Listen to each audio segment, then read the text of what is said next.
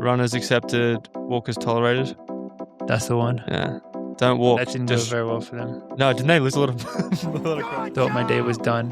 On paper, this was a breakthrough, but I never felt particularly good or like I was having a great day. There's no turnaround point in this race. It's a straight line. If you're feeling a little tired or are you genuinely broken down, should not be running. Don't let the meat beat you. You have to beat the meat. I forgot about that. Josh Kerr wants to win a marathon major. This is coming from a runner's world. Wait, he hasn't already? Coffee club, grind your beans and grab your favorite mug. It's Ollie, Morgan, George, and Gus. It's them boys from Coffee Club. Boys from Coffee Club.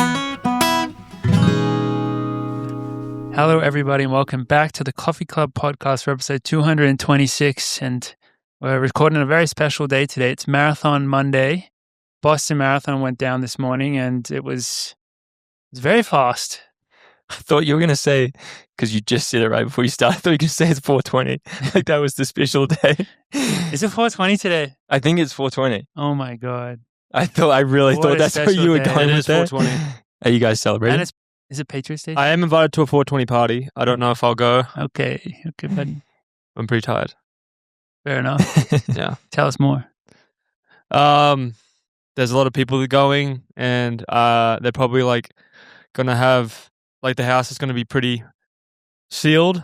So I'm probably just going to stand outside from the window and wave in and say, hey guys, and then go and do my double.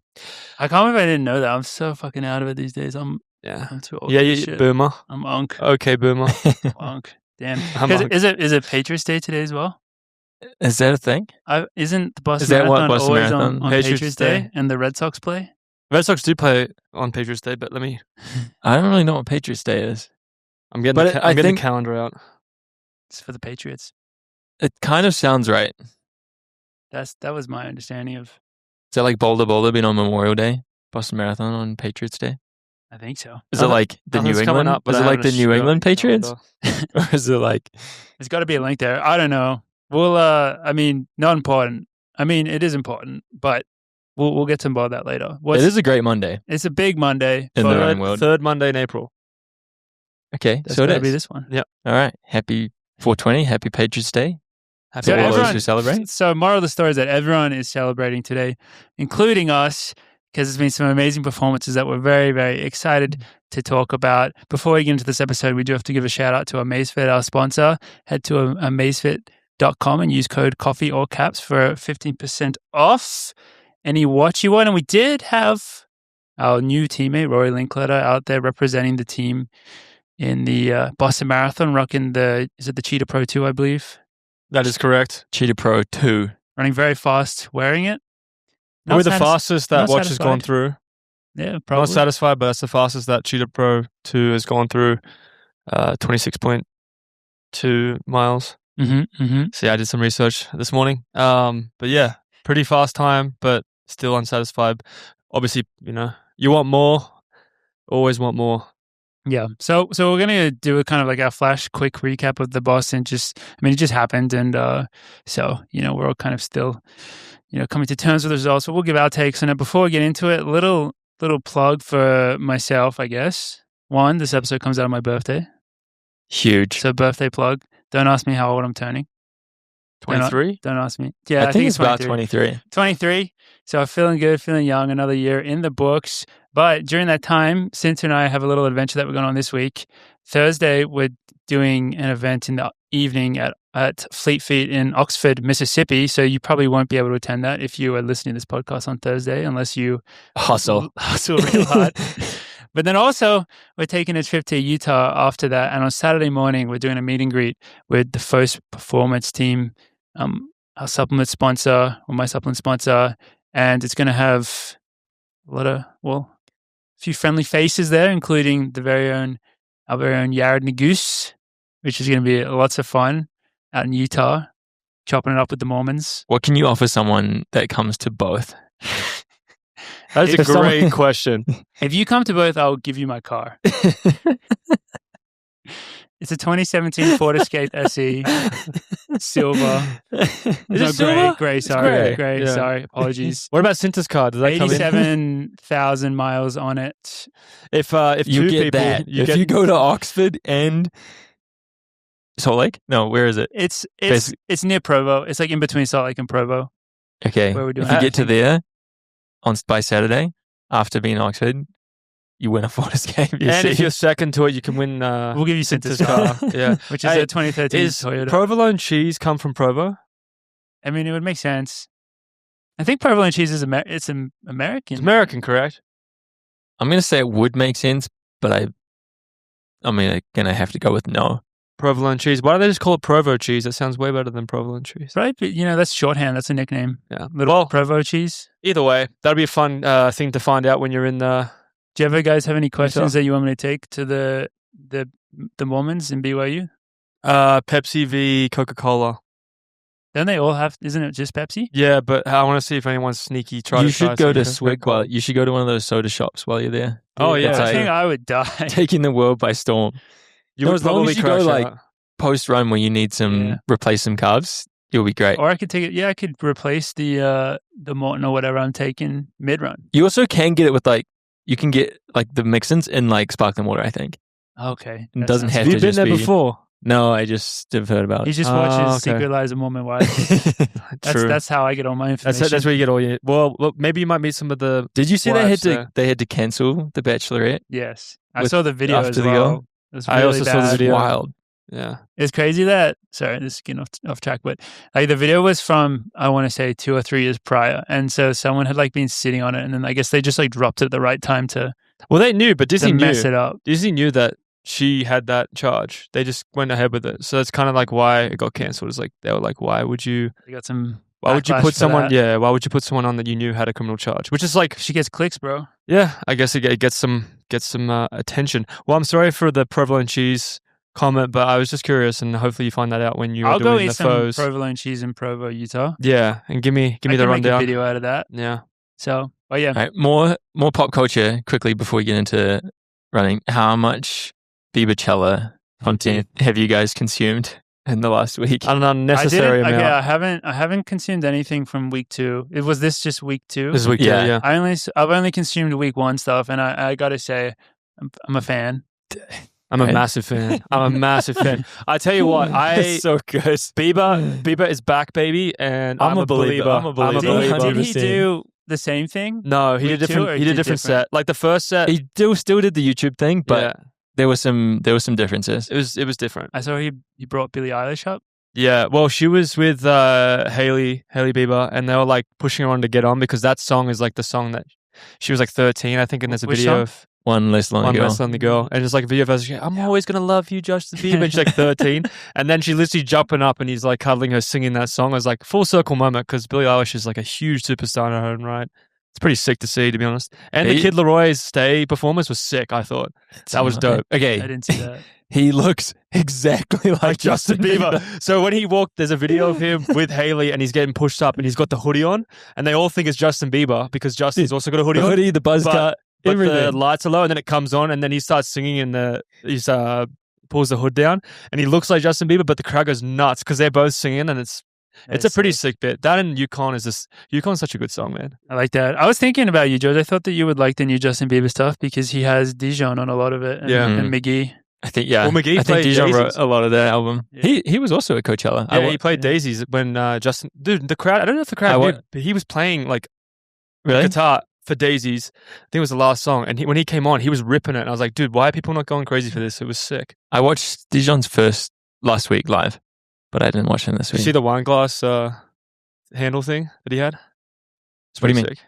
What was wait, He had this it's a designer thing. I gotta find it. I gotta look. I'll show you later. But it's All right. it was pretty sick. He did very well, I thought. yeah. Wow, Biebs is an icon. I did feel like I did have We're all FOMO. big fans. You know what's I I had crazy? FOMO for sure.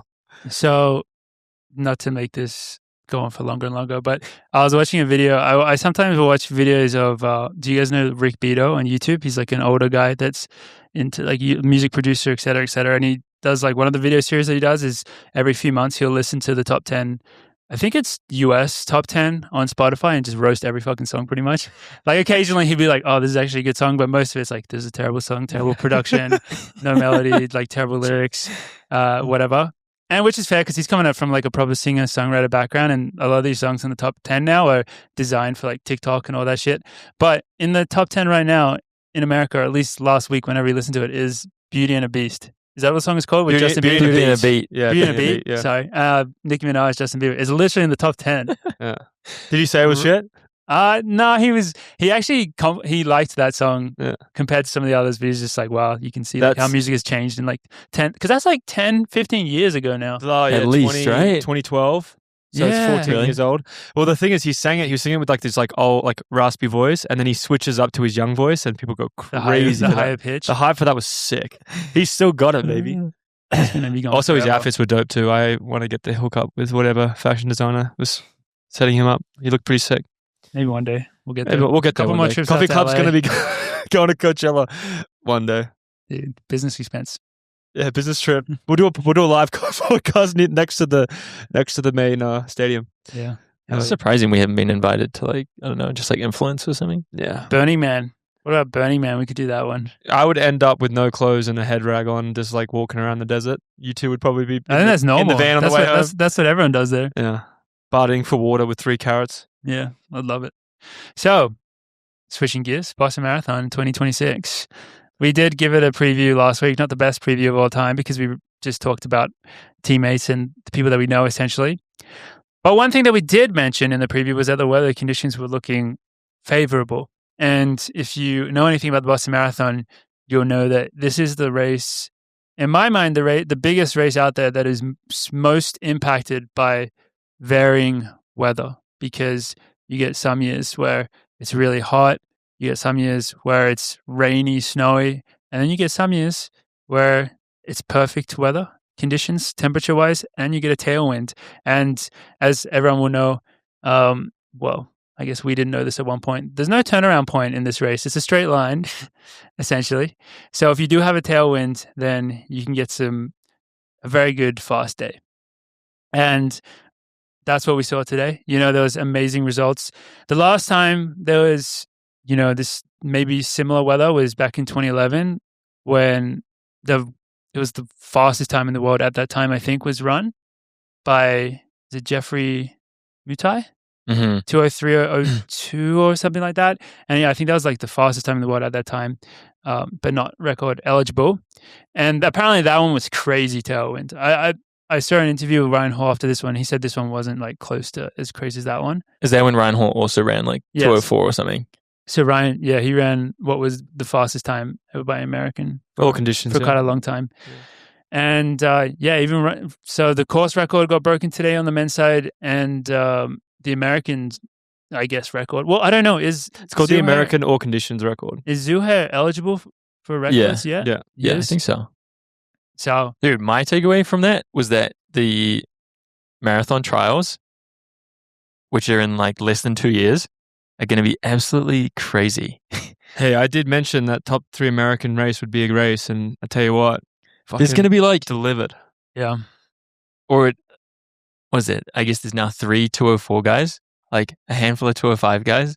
That trials race a couple years from now is going to be mental. Yeah, I think when you're looking at like a trials race for the US side and you're thinking about like the top 5 or top 10, like the guys who really have a good shot at a top 3. And we know how crazy trials races are. Like often someone comes top 3 that isn't even like considered like that before. But compared to previous years, it seems like the floor on that is just risen so much. And it just continues to slowly rise as you get so many guys that are running under 210, like these crazy times, and well, even much faster than under 210 now.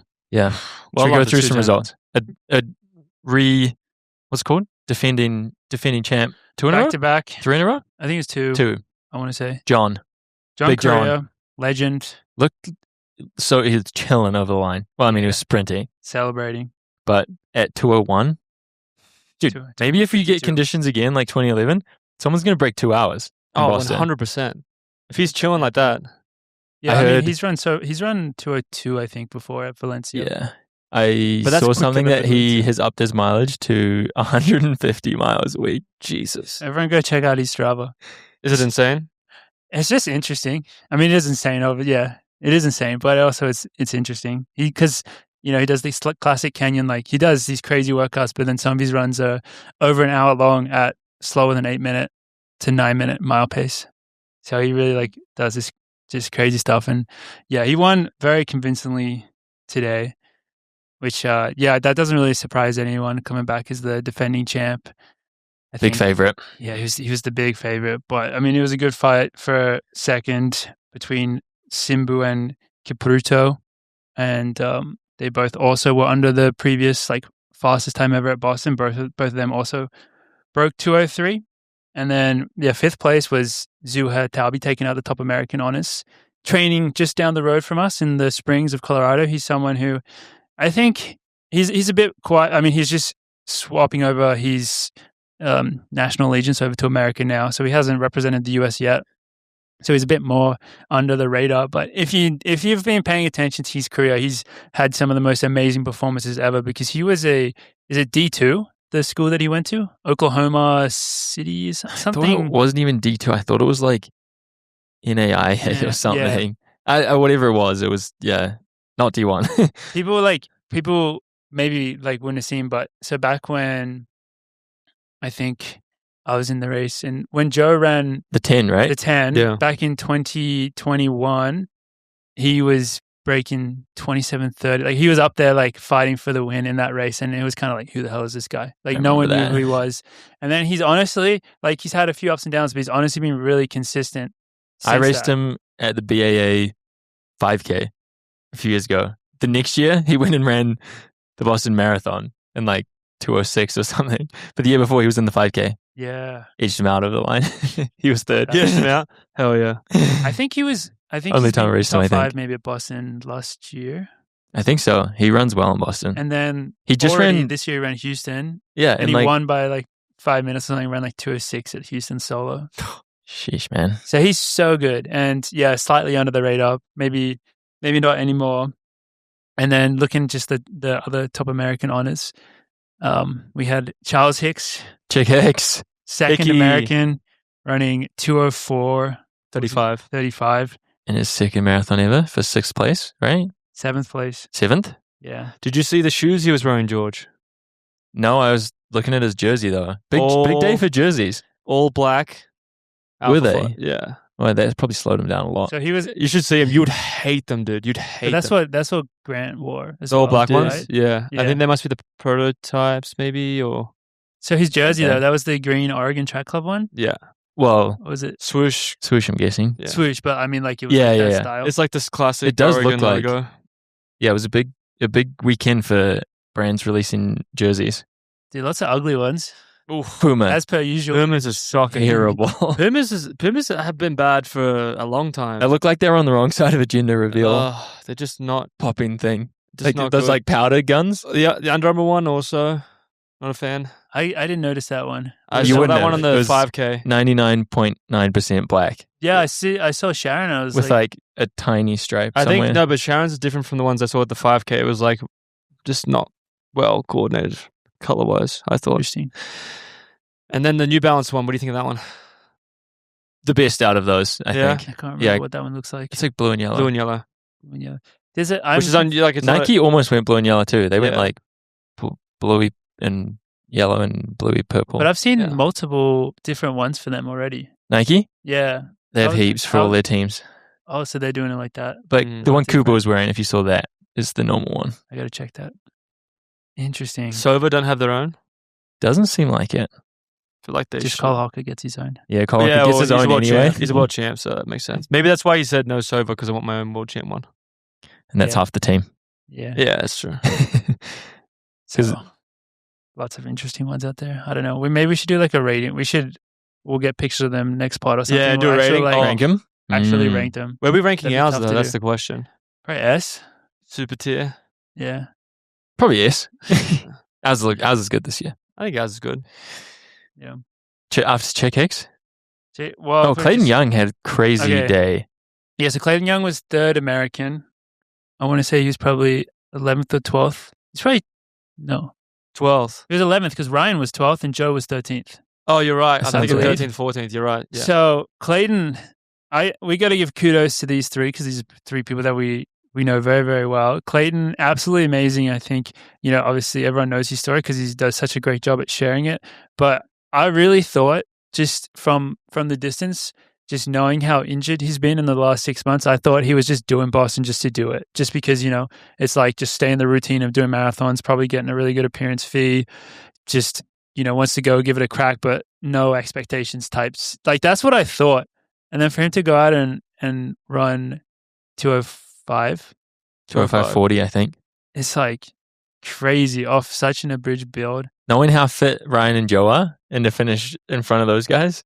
Muscle memory, baby. Muscle memory. It's insane. There's a thing with muscle memory. It probably does help now that he's run so many marathons. Like maybe he can get away with a shorter build. Like he probably can. He just has like so much built up. Miles in the legs. Fitness.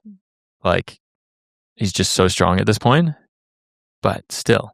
Yeah. Insane. I think it is cool to show that, like that kind of idea, see it play out where it's like, yeah, obviously training really hard is going to make you way better. But then also, yeah, like a lot of the marathon is definitely just like experience and racing a lot. And so it's like if you've raced as many as Clayton has raced and you've gotten yourself up to the level where, you're like top 10 at the Olympics, etc. And it just shows that, he's floor, like to use that kind of thing again, is so high. So it's like even when he's maybe not quite at 100%, he's only going to drop down so far as long as he gets like a certain, I guess, like amount of training in that he needs. Because he still got up to like 130 miles a week and stuff, just like not nearly for as long as you would normally do and not with like the consistency before that you would normally have going into like your marathon build. Where do we think Mance would have finished? I was just going to say Conor Mance. Kind of healthy Conor Mance. Kind of sad he wasn't in it. Like a full, ready to go American record, crushing Conor Mance, he would have run something crazy today. Yeah, if he's running 204 in Chicago, it must be like 202 here. Yeah, you would think that he would be fighting for that top 3, top 5 for that sure. That would have been cool to see. So he would have looked at that going, shit. He would have loved it. He would have loved that shit because they went out hard. Yeah. They went out so hard. Very hard. And going back at Ryan Ford, running so quick and another great performance at Boston. It's funny because like I was thinking about it, I was like, yeah, if you had told me like any of these guys had run these times at Boston, I would have said like, wow, they're probably like 5th place or better. You know what I mean? I know that's the thing. It's hard to like wrap your head around what a performance is worth on today's Boston. Like I would love to ask Ryan how his 208 last year like compared because he was top 10. He was top 10 last year. Yeah. So it's like he's running 3 minutes faster, but 5 or 6 places worse. Yeah. Is it just deeper or? Yeah. It did look like a pretty deep field without Mance even. Did. If you look at those names, it's pretty deep. But like you expect that every Boston and every New York is deep. Because I was trying to think about comparing it to New York if it was as deep, and I was like, this seems deeper than New York. But then it's hard to compare. These days, everyone's just really good.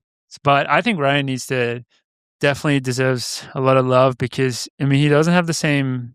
Firstly, a member of Coffee Club Track Club, but he doesn't have the same like social media presence as a lot of the guys that he's competing against. So he doesn't get the same hype, I would say, or he just hasn't maybe achieved as much as some of the other guys yet. So he doesn't get as much hype, but man, he's absolutely crushing it. He's so good. And yeah, I guess at Chicago, he didn't have this is only his 4th marathon. Chicago, he didn't have quite the race that he wanted, but he's consistently showing that he's really, really, really good. So he's walking away with the 205 marathon. Imagine his last 3 marathons, I think 208, 209, 205. Like, if you think about that, like you're walking away with that. Yes, obviously you probably wanted to place higher, but you're walking away as a 205 marathon runner. That's pretty incredible. That's the big thing. It's like, this is like a once in a lifetime. Yeah, and they took advantage of it to go and get after it. And then I'm putting that shit in my bio for sure. Oh, 100%. Right? 205 marathon, but I don't think there's even prize money past like 10th place at these things. So wild. It's insane. So, and then we'll go back to Joe. We do have producer Tom put in Joe's Strava if we could read that out. Only saw halfway split and 25-mile split. Thought the clocks were broken when it looked like I was going to run 205. Had a cramp at mile 9 after my bottle and had to jog for about 400 meters. Thought my day was done. On paper, this was a breakthrough, but I never felt particularly good or like I was having a great day. Marathon 2 in the books. So that was Joe's take on it after another Do you amazing race. Do you think the cramp? We've had Joe on this podcast multiple times. He claimed this theory. Well, not theory. It definitely works. But the amount of carbohydrates, the amount he's drinking, is kind of insane. Do you reckon that cramp maybe could have been a factor of him just trying to consume that much in the carbohydrate? Trying to take a lot of carbs can lead to cramping. I'm wondering if that maybe kind of caused But that also just 400 running a jog. marathon can lead to cramping. Cramping as well. Yeah, running 205 pace can also lead to cramping. So it's like, But I'm wondering if maybe that there's a slight adjustment there that Joe can make to help a good learning was he trying to experience. get 170 grams? I didn't still? ask him this time. Yeah, I forgot to ask him as Such well. a high number. But maybe he was, and maybe it was a bit too much, and maybe he goes down to 160, and then he doesn't have to jog 400 meters. He jogged 400 meters and ran 205. Yeah, I mean, I don't know. Maybe that made him really fresh. Yeah, you just need split up the race. It's like a when you little you do a rep and you take a little 400 meter jog Mm-hmm. back into it. bit. Yeah. So and yeah, there were so many other performances. Even I didn't go through the whole list, but like I looked up like Pat Tina, for example. Pat Tina ran 209.59 today. Oh, that's Like, awesome. Awesome to So see from 210. him. And yeah, just on the men's side, they just got after it across the board and just like were crushing it. Roy Linkletter came in, I think, just behind those guys. I think he was 206. 15th place, 206, but he was pretty disappointed with it because he's run 206 before, and I mean, we know Roy. He sets himself high goals, and Yeah. he wanted to. I think when you see it's a day like that, like doesn't come around very often, and you just want to be able to take like the biggest swing. Is kind of what it seemed like he was saying. Like those kind of conditions are not going to come around every year. Yeah, So like that's the chance you get to. I don't know if I could run 202. yeah. Our teammate disappointed, but on the flip side, if you've been disappointed running 206, then you're in a pretty good spot. So Seriously. Only going to get better. on the women's side, Sharon, I can't believe how good Sharon is at running marathons. How many majors is this that she's won? Was it? 3? I think so. Yeah, because she won New York once and she won Boston once.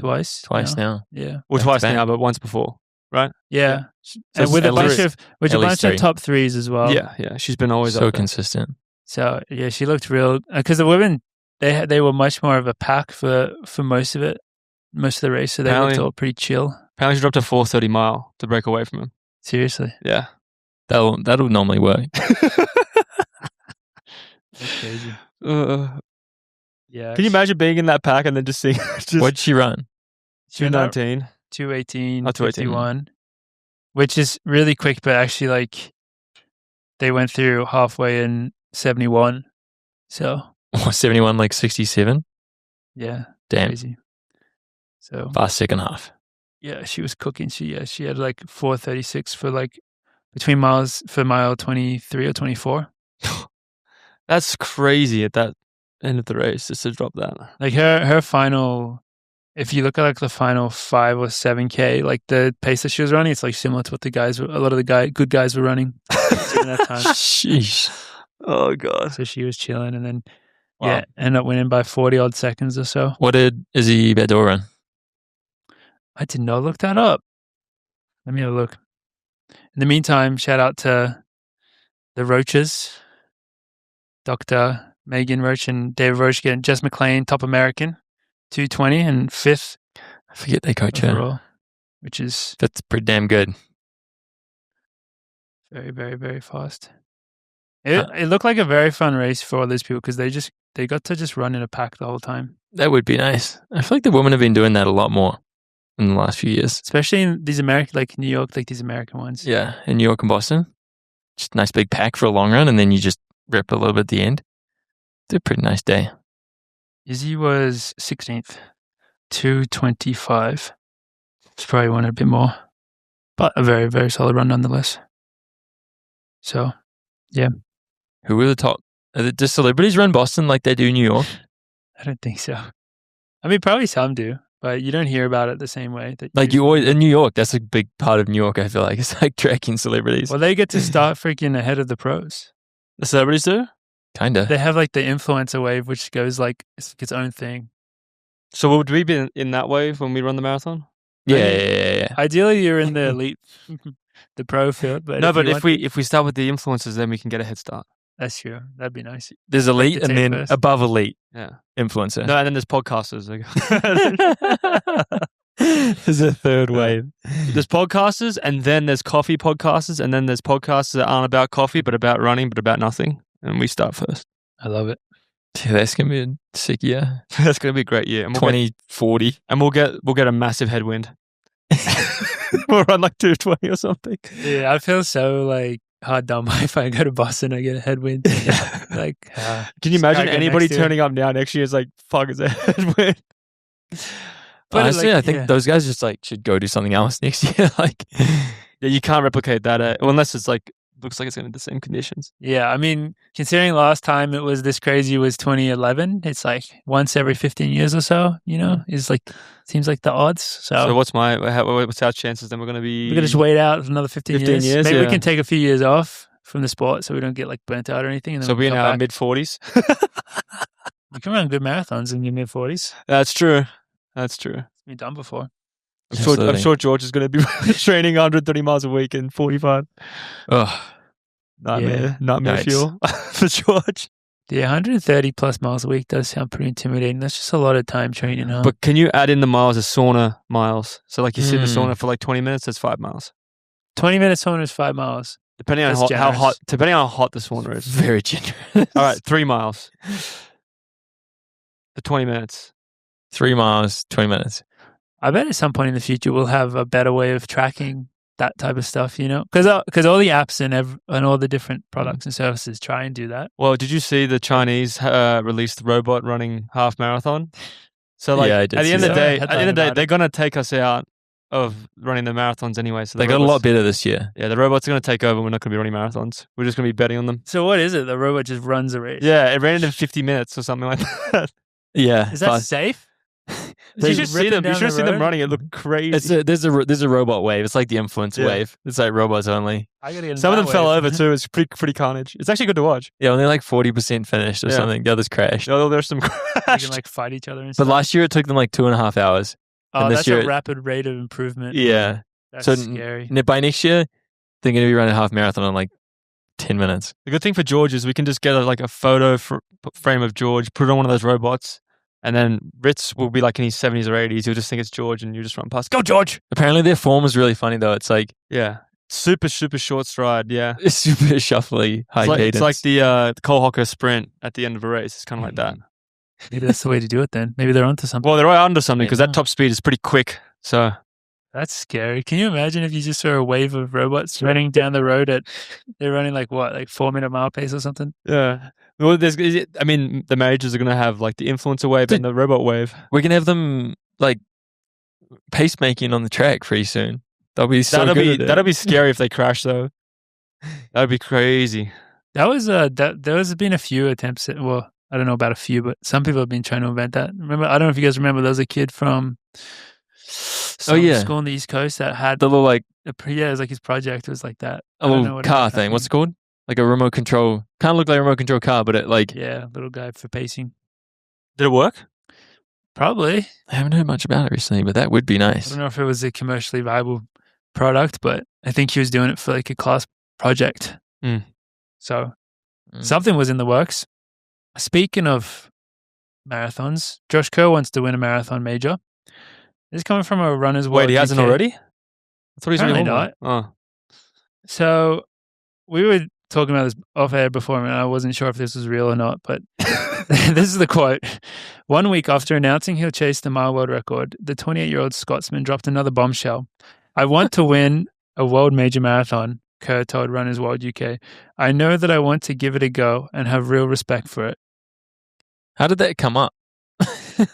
Right after he announced that he's going to attempt the mile record, the next week the guy was like, "Okay, what about a marathon though?" I'm sure that it would make sense for in a Runners World article for them to ask him if he wants to run a marathon one day, because that's such just a normal. They're big. they're readers. That's like a thing that everyone will get asked these days. But for him to say like specifically like I want to win a marathon major is like, yo, I guess everyone wants to, right? I know. Is that what he's saying? Is he saying it like, yeah, like no shit, I want to win Well, one? he did. Or is he saying it like I plan to attempt this in like 2 to 3 Yeah. years? He did say that he had respect for it, so that's a good thing. Huge. That means he must not have respect for the other marathons, just for the majors. That's true. That's a good takeaway. He has respect for the majors, but if you run anything that's not a major, he doesn't have respect for that. So if I see Kerr in anything that's not a major, don't expect him to respect those results. Yeah, we got to get clarification on like the tone of how. Is it like an article like written down, or is there an interview with him? I think, well, this is just a quote from it, so I don't know. But then they have a post about like it's not as crazy as it sounds. He should just, and they're referring to like his half marathon. Yeah, but he should just be worrying about being top American. That's his main goal. Like he's got to start there first, and then he can move into winning the majors. He's got to compete with Charles Hicks for the next 15 years. Like Charles Hicks is like just because you're the best or 24. Just because you're the best American miler doesn't mean you're going to be the best American marathoner. Like he's got to kind of. I wonder if Chick Hicks will come around on the track again. Yeah, I can't imagine it. It's gone pretty well. Maybe a 10K, but even then, like Conor Mantz did the 10K and he still like didn't do probably as well as he wanted. I feel like it's so hard to go back, especially when you're based in America and they're essentially year round is such a good circuit for you to go and do like cool road races and get good prize money and appearance fees, etc. I don't know. When are we going on the roads? When World Road Running, baby. World Road Running. True, this year. Oh, just whenever like we need to. Yeah. So, I think this is a nice time to transition into training time presented by Amazfit. Once again, use our code COFFEE or CAPS at checkout for 15% off. And yeah, we're going to be checking in. Hopefully, we want to have Rory Linkletter on the podcast soon because it's going to be very fun to dive into the metrics from this race with his Tutor 2 Pro and his Amazfit Helio strap and just have a good old chat to him and yes, bring back some old rivalries, BYU, NYU, NAU, sorry. NYU. Excuse me. But today we have some amazing questions thanks to the Discord. For today, please feel free to drop us any questions in the YouTube comments that you do have. First question is, on the pod with Rocky, they mentioned they do a neuromuscular day. With Norwegian style threshold being the hot thing right now, I'd love to hear their opinions on how a hobby jogger would ease into that being neuromuscular day and how they feel it improves their race readiness. So, wait, are they asking how to ease into neuromuscular or how to ease into Norwegian threshold something? I believe it's neuromuscular. I think because a lot of the people. Can I just give a little shout out to Discord, by the way? So I'm like one of those creepers that like very occasionally posts, but like I started reading a lot of stuff, and like one of the quite a few people were posting their training weeks, and I'm just looking at them like, holy shit, like you guys are training so professionally. I'm like, this is like very high level, like good structured training. And a lot of the training that is, like in vogue right now is some version, something that's inspired by the Norwegian method, whether it's, a lot of them do the Norwegian single stuff, have you seen that? Tell me, just briefly. It's just like a version, it's pretty much doing like the Norwegian double threshold training, but only doing it in the form of singles. So rather than doing, like you split up the threshold between like 2 or 3 training days in the week, and it's just a more efficient way of doing it. It's pretty much just doing like pure threshold training. You know what I mean? Just for someone who doesn't have quite the time to like fully commit to like the double 2 in a day. Yeah. So for people that are doing like a lot of their focus right now in training is threshold work, what advice would you give them to start incorporating neuromuscular work into that? And what improvements or benefits do you think it could give them? Can I say my 2 cents? My 2 cents of it was when we first started neuromuscular, I really struggled and it did not feel good. But then we started to space it out between workouts, and I felt like that was a major improvement. So I feel like if you give it the space it needs to feel good doing it, then you'll get some benefit out of it.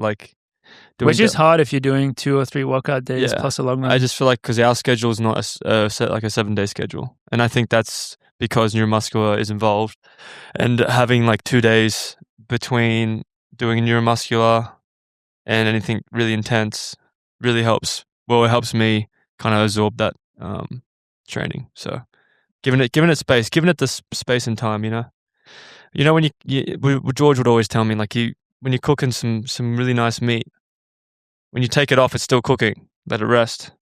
You know, that's the That's way I a look great at it. analogy. Maybe we have to Give it some also time. define a bit more what Neuromuscular Day is. I think that helps explain it to people. Yeah, George, you can do that. It's people do I think most people do a version of Neuromuscular Day Yeah. without realizing it's just maybe not as intentional as what you guys do at OAC, because it's just like elevated strides in really. It really is just drills and strides taken a little bit longer and further. More drills, more strides, basically. Yeah. With maybe there's some additional mobility, explosiveness drills. So it's a bit more intentional, and because it's a bit more like that, you do Takes a bit longer. have to be. Yeah, it takes a bit longer. Yeah. And you kind of have to be a little bit more fresh to like You do a little bit. get the benefits from it. I think you just have to look at it like you have to make the time to run fast, because running fast makes you better at running slow. It just makes you better at running any pace if you run fast occasionally. But running fast requires time and rest and not fatigued legs, which means you have to make it intentional.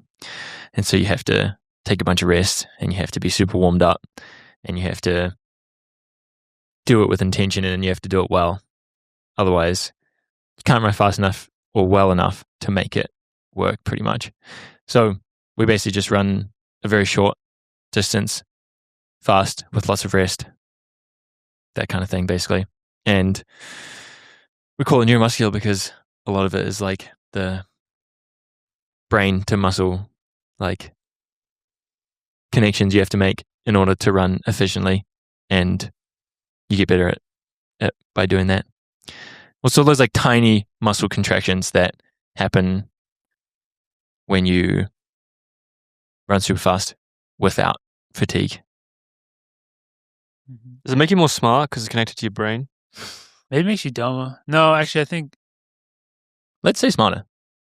You're burning brain cells, I don't know. so you're Building. making dumber, or are you gaining brain cells You're because gaining you're connections, training it? yeah, so maybe it does make you smarter.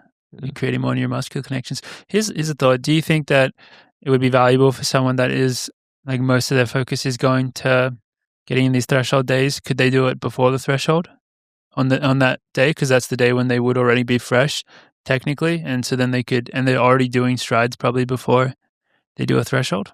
Well, that's what we did. We're doing, I guess, Yeah. because we have threshold tomorrow. I'm just trying to think if someone, Yeah, what's the best way to fit it in? Yeah, like the best way to fit in. If let's say you're already working out, just hypothetically, like Tuesday, Thursday, Saturday, and then you're doing long run on Sunday.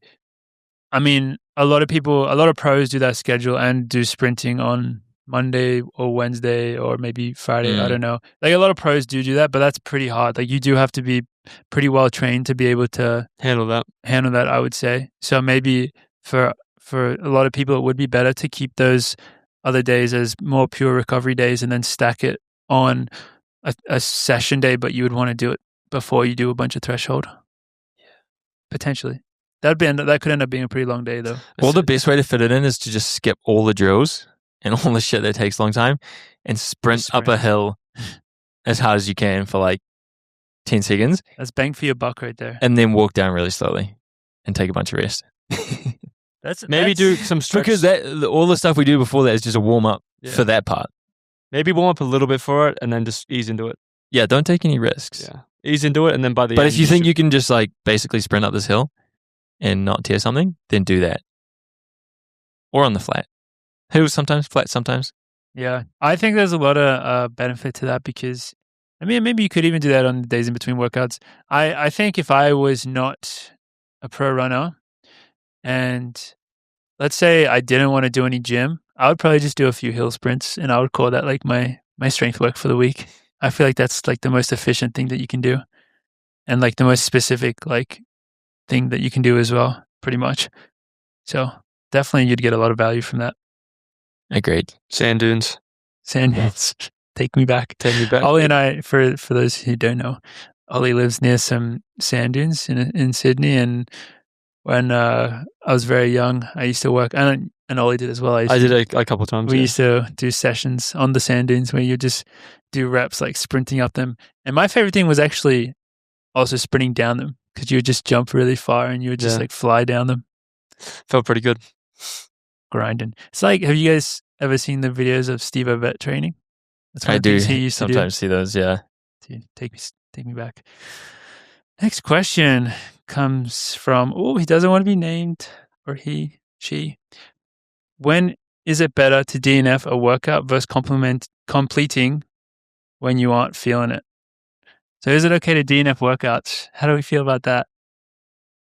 Wait, so they say not completing the workout compared to DNFing the workout? Well, no, not completing the workout. Is not feeling it like when you aren't feeling your it. leg is broken, so like you're just really not feeling it. Like Not feeling it is a big general term, and if you're feeling a little tired, or are you genuinely broken down? Should not be running. This is where I think you need to have a very good self-awareness and relationship with your coach, where you guys perhaps have talked. I think if you're DNFing a workout, there are some days where, granted, you feel great going into it, and then you go work out and maybe something goes wrong and maybe you should stop it. But I would say, from my experience, like 95% of the time, if you're doing a workout and something's not going right and you're contemplating DNFing, there was something before the workout that you were aware of, whether that's some fatigue or something, some injury, something. And so in those situations, I think the most helpful thing is, when you've already made a plan for it going into the workout, and often talked with a coach or just someone else that you can just, otherwise emotionally, I think it's really hard to like make the right call in the moment. Because, for example, I DNF, I didn't complete a workout yesterday, but it was open for, Mick and I had talked about it beforehand. So I was doing a long run fartlek, and he gave me a fartlek going like up and down, and he was like, yeah, but don't push it. Like, make sure that you feel good. Don't do it just to do it. Cause I'm still kind of getting back over like jet lag and getting used to the altitude. He was like, make sure you don't like push it if you're not feeling good. And so then I got to like halfway. I was like, yeah, my legs aren't feeling good today, so I'm just going to like stop, And I think a lot of the time you can go into a workout and have that type of approach to it. And generally we're all pretty, like when it comes to working out, type A, like pushes, like, if you think that maybe you shouldn't do the workout, for most people, I feel like there's probably something there. There's definitely cases where, your mind is playing tricks with you, and there's certain people out there who maybe are more prone to that and maybe do in some scenarios need people to tell them like, no, you got to keep working out. I mean, I'm thinking more of like that's at like more like a high school level, middle school level. And that doesn't really happen at our level. But what about like with the DNFing, instead of completing it, was DNFing or not completing it feeling good? What about like modifying? Because that wasn't in there too. Because I've had sessions where not things have gone bad, but things have gone too like incorrectly. Like I've done a workout incorrectly, maybe gone too hard, and then Rich has come got me and said, hey, like let's shorten the reps and do some more rest, because you've already hit a pace where we've kind of already got to where we were supposed to be later on, and it's okay. We're just going to change this. Like, it is a fault by me, but we're not going to DNF now. We're going to modify. I wonder if that's smart. I like that. Is better, because I'm a big believer. Because DNFing a workout, workouts in general, for a lot of people, which it shouldn't be, and it should be confidence boosters. And if you DNF a workout regardless, your confidence is not going to be good. So if you modify a workout, it helps maintain some of that confidence, because you're able to direct it in the appropriate way if you have made a mistake in the workout. Because I know I've done that before, where Ollie gets a little too excited and he goes a little too hard early, and then gets to a certain point in the workout where it's already a long workout, and then it's like, okay, now we need to modify. And then I walk away from that workout feeling, okay, I kind of messed up, but I was able to complete a version of the workout I was doing, or DNFing and then walking away going, shit, I should have, you think about it. And I think it would make it more sense to add in the modify method. And also, like, it's good to know who you are and if your coach is paying attention, I guess. I think it's all about like the context and the framing of it. Because like exactly what you described there, it's like we're changing the workout, but we're changing it because this is the best thing for you, you know? I think a lot of it is about like, yeah, you gotta know if it's actually like going to be the best thing for you. And what the situation that you described there is something that definitely happens. And I feel like I get like this a bit like close to races sometimes as well, where it's like you get antsy and like maybe you run really fast on something and then it's like, all right, like we've done what we need to today. Like let's just Shut it down. shut it down, do some slower stuff. Like, yeah, Mick's definitely like, he's pretty into that as well. Like he doesn't want you to overdo it. Yeah. For sure. And again, that is like different to, it's very different to like if someone's struggling and that's like the reason why they want to, you know, stop the workout. So I think it is a hard question to answer, but very situational, like you it said. just depends on the situation. But I think, or you just keep going. You chop wood and you carry water. You just work harder. You work harder. You go what's his name? David Goggins on it. Yeah. What's that Nike ad? Runners accepted, walkers tolerated. That's the one. Yeah. Don't walk. That didn't go very well for them. No, didn't they lose a lot of credit for that? I think they had to take it down. Oh, really? Yeah, they got too much hate. So, yeah, I think you need to, when you're talking about DNFing workouts, sorry, we've talked about this maybe too long now. It's like you need someone above you that has perspective. Yeah, you need somebody else to help you, guide you. Yeah. Because when you're in the moment and all that, it can be really challenging. That's why I have George. George is like, all right, Ollie, settle the fuck down. Love it. For everyone, but also specifically Morgan, you've trained under multiple coaches throughout your career. What elements of each system have shaped your personal training philosophy / structure today? And what are your likes and dislikes about more data-driven approaches like double T? It's a very big question. Oof, yeah, it is. That's a very, very big question. We could spend an entire podcast answering that question. We could. Multiple. I mean, Mike Smith alone, that could be like 4 episodes right there. That could be a whole season. Yeah. You just have one whole podcast dedicated to the Mike Smith training. How do we want to try and answer this one? What elements have shaped your personal training philosophy?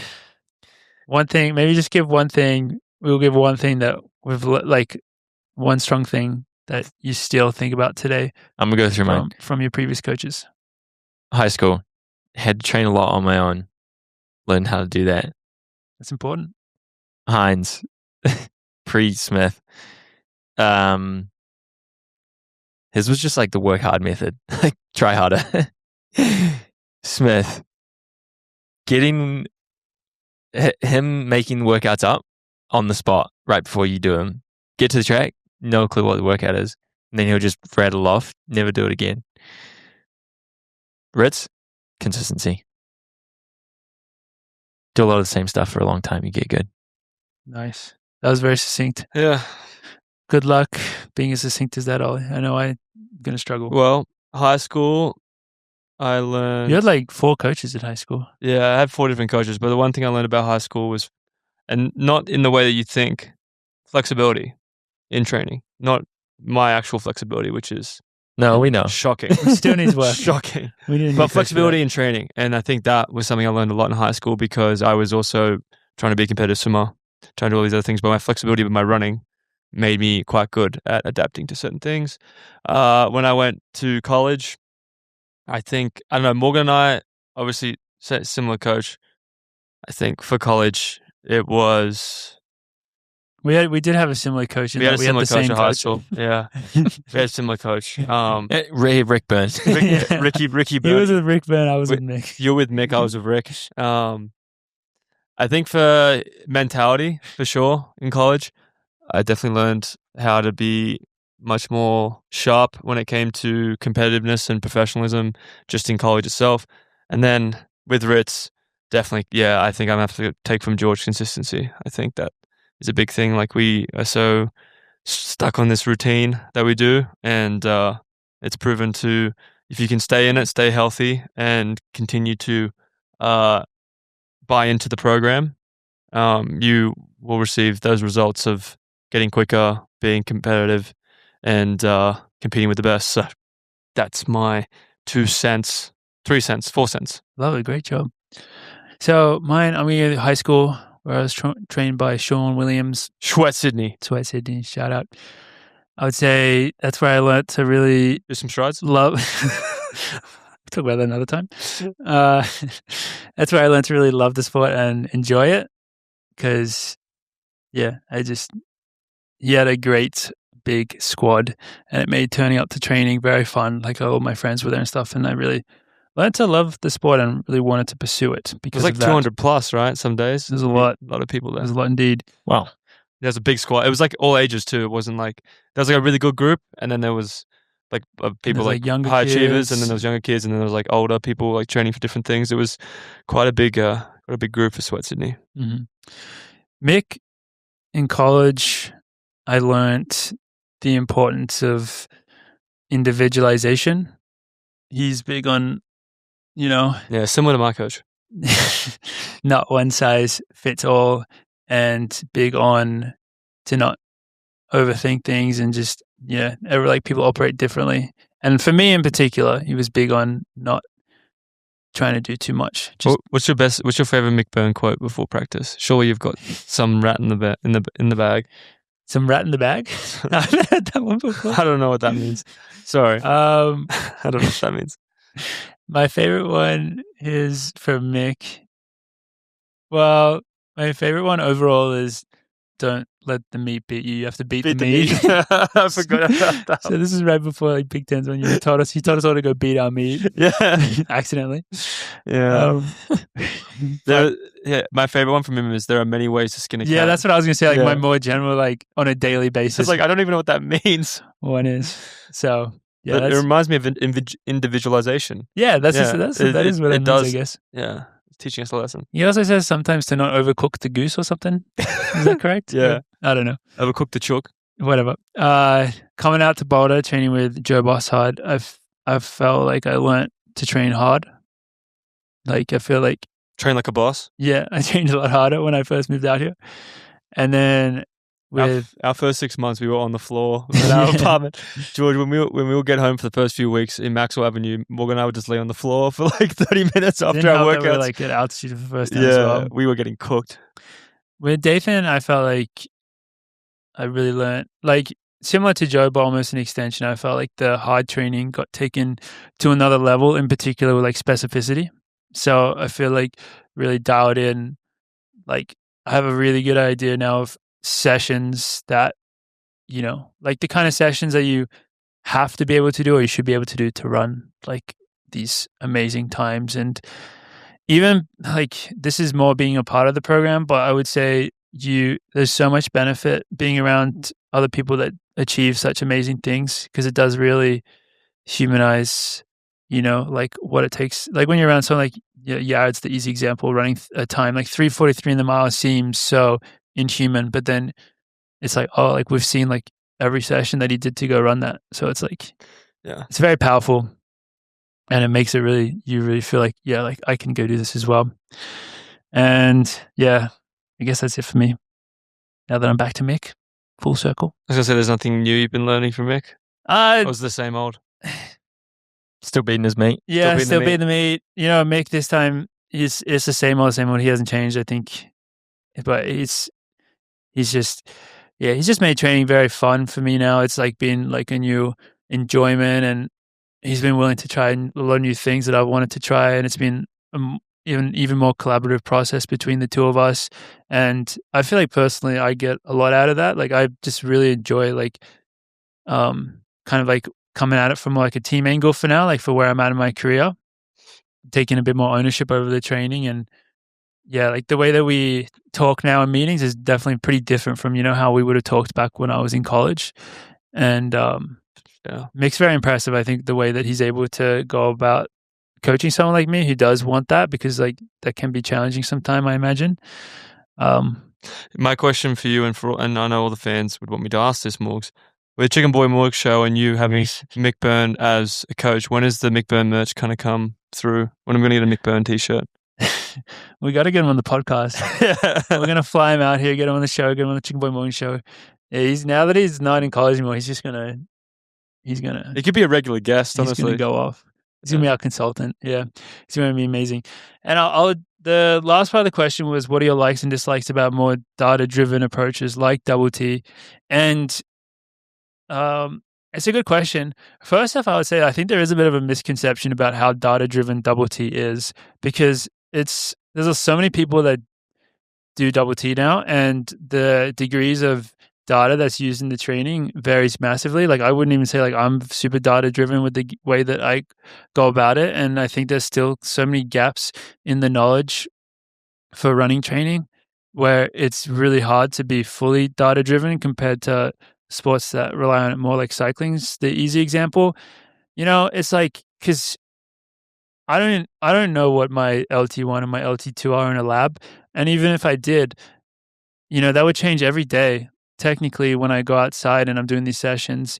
So I like using these methods in training because they really are just tools to suit, like to help me better achieve the goals that I want to achieve. And so for like a lot of the time when I'm training and I'm doing like the double threshold stuff, I'm trying to get in as much volume as possible at a certain effort. So using something like Lactate is a really good way of making sure that I don't overdo it, so that across a block of 3 or 4 weeks, I'm able to maximize how much volume I can get in, because like in the first couple of weeks, I didn't like overcook myself.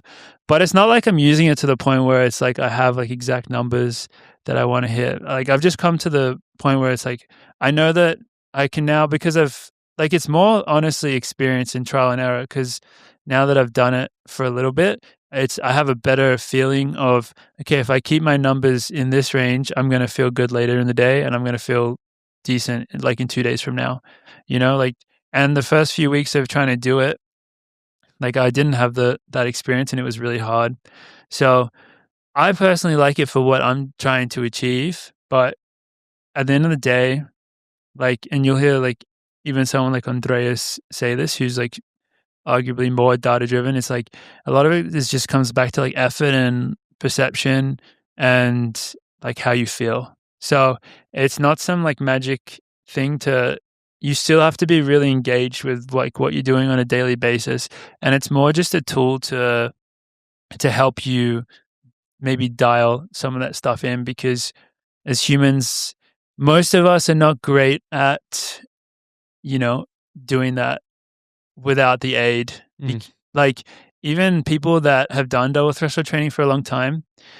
This is one thing that Andreas told me, and he was speaking with Oliver, and he was talking about Christian and Gustav, and they tried to stop using lactate testing for a period of time, and both of them drifted away from like running in that zone, and they drifted in different directions, which I guess is just based on like their natural personalities and stuff. Like Christian started running everything too hard, and Gustav started running everything too easy, to oversimplify it, you know? So it's just a tool to help you dial in that stuff, but it's not as data driven as people would have you believe, I would say. Yeah, I think I could do it at this point without the numbers. Yeah. You're pretty good at it. But they're nice to check in with. Like at this point, I feel like normally I can always pick a range. I'm never like, fuck, really? That number's way different to what I thought. It's almost always like roughly what I think it is. I've had that. Like way different. Yeah. Way different. That happens.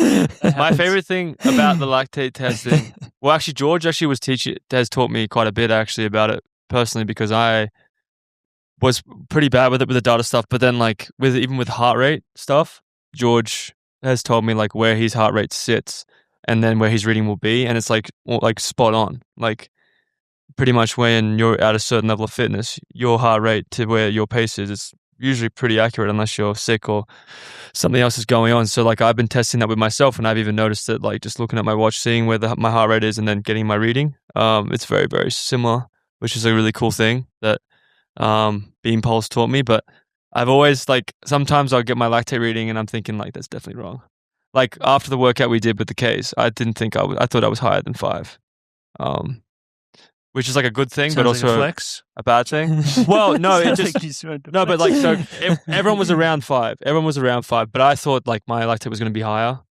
I just thought I might be a bit higher than the boys, but it was the same. So that was that was an interesting thing. But then, I don't know.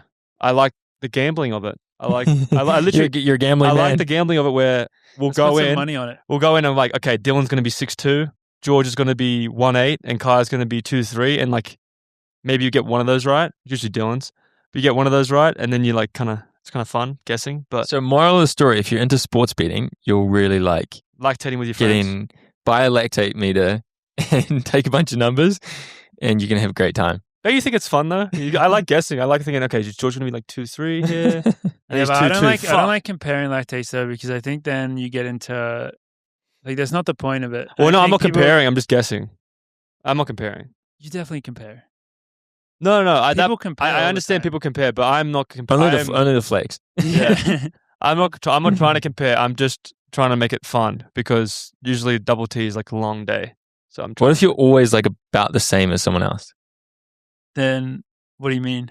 Well, like then the comparison is like there's almost no comparison. Yeah, actually, I Anthony mean, probably and I were there's like that. some people you would just line up with more, obviously, Yeah. and some people you won't. That's why Anthony isn't was everyone nice so to train with. different? Not everyone, but a lot of people are different. Yeah, but just depends. Depends on it does depend on a lot of things. The only other thing that I would say about lactate is that I do like it sometimes to like confirm maybe or no like sometimes let's say right now when I'm coming off jet lag and my body feels a bit bad, like if I go do a workout but then I might have all these like kind of feelings of like, oh, I feel really tired and stuff. But then, like, if my lactate is good, then it's like that's a good sign that like your body's on the right track. Yeah. That doesn't mean like go like crush it necessarily. That's a flex. That's a flex. Not at all. Whereas if my lactate was like super off, then I'd be like, okay, I really have to like not do this right now. Really have to chill out. So it can definitely tell you like some good information at times like that. Do you reckon your lactate spikes if you drink too much soda? Soda pop. How to go down because you have more carbs. Yeah, I was gonna say it's definitely related to carbs in some way. So if you drink more beer, it'll go down. I don't know what it does with alcohol. You could test that. What out. about NA beers? That's carbs. That's healthy. Super healthy. You gotta test it out. I'm just thinking like, what if like double T? I just Like in between, In just between, I see how many beers you sink can a six drink. pack, sink a 6-pack of non-alcoholic beers, and then go and run and see how it works. You should do that tomorrow, and then. But don't you think make it's sure you not? It's film it. non-alcoholic. Report There's no back. alcohol in it. It's I just know. carbohydrate. I know what your name means. I know, but what I'm saying is, don't you think like that could possibly be a breakthrough here? It could be. You drink enough of them, you still get fucked up, right? I'm drinking this non-alcoholic shit. Yeah, but if you drink enough of them. Oh, great reference. But well, great question. Honestly, it made me think, made me contemplate. Mm-hmm. Thank you very much once again for the questions, everybody. This has been Training Time by Amazfit, and I think that rounds us out for today. Anything else that we have to cover on this special Monday? What's coming up this week? What have we got to look forward to? London Marathon.